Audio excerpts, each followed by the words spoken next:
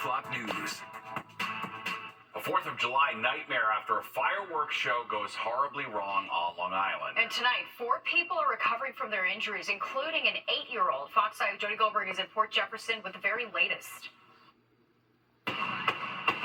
It's a home fireworks display that draws hundreds to this Port Jefferson neighborhood each year. It goes on for like 20, 25 minutes. Phenomenal show. The best show I've ever seen. Everybody loves it. Everybody comes to see it.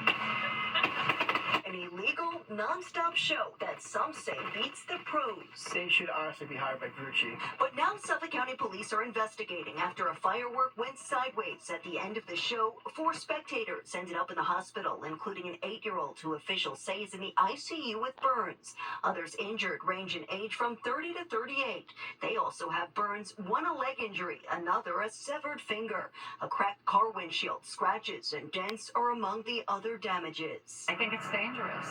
No one answered the door at the home where the show took place. While some decorations are still intact, empty boxes and debris scattered across the lawn sat untouched. The guy is a nice guy. He's one of the nice guys I ever met. There have been several arrests for the illegal sale of fireworks leading up to and on the 4th of July, and this incident here in Port Jefferson was hardly the only one with injuries.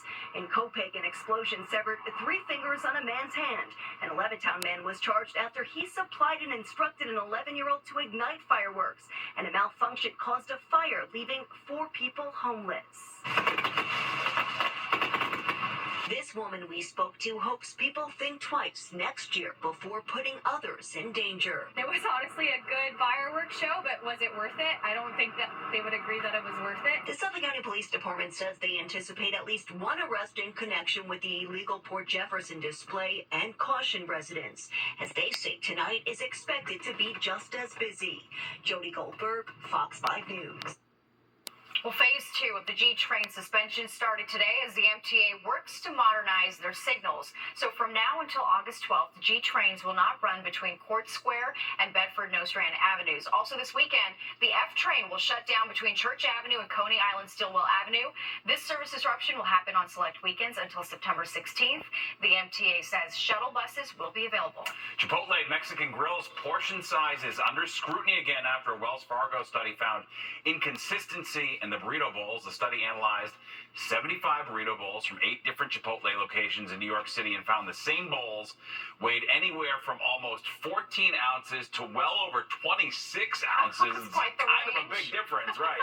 The biggest factor affecting portion sizes was the location of the order. This comes after people took to social media accusing Chipotle of giving out smaller portions in its burrito bowls. I've also seen people say if you whip out the camera while they're making it, they tend to be bigger because they don't want to think they're being skimping on you. Always watching. Yeah. Always watching. All right. Pokemon Go is returning to New York City. A Pokemon Go Fest is underway and runs through this weekend. It starts at Randall's Island and will go all throughout the city. Last year's event drew 70,000 players, and this year Pokemon Go is even offering couples planning to pop the question a special proposal experience. Tickets for the event are $30. It can be purchased on the Go Fest website. All right, well, baseball players picking up a new game. Opposing teams are now staring each other down to see who will be the last to leave the field following the national anthem. Fox 5 Jennifer Williams shows us it almost landed Yankees players in hot water.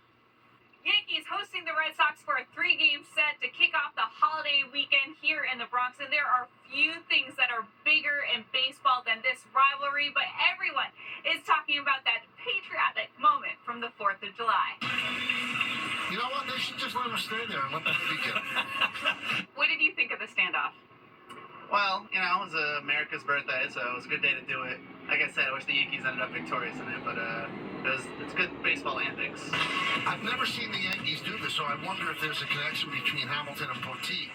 When the national anthem ended ahead of Thursday's Yankees-Reds game in the Bronx, Cincinnati pitchers Graham Ashcroft and Carson Spires remained in front of the visitors' dugout while New York pitchers Ian Hamilton and Cody Poteet held out on the first base side. I thought it was very interesting, and I would want to do it. And now Boone said, okay, let's go. Enough. The showdown lasted for more than 5 minutes as players ignored gestures from the umpires to leave the field so the game could start.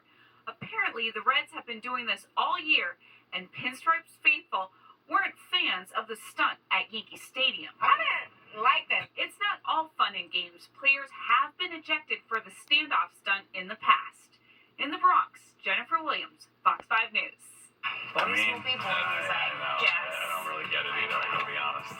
Well, first it was the Caribbean, then Mexico, and now Beryl has Texas in her sights. That's right. The warning the National Hurricane Center has for people living in the Lone Star State.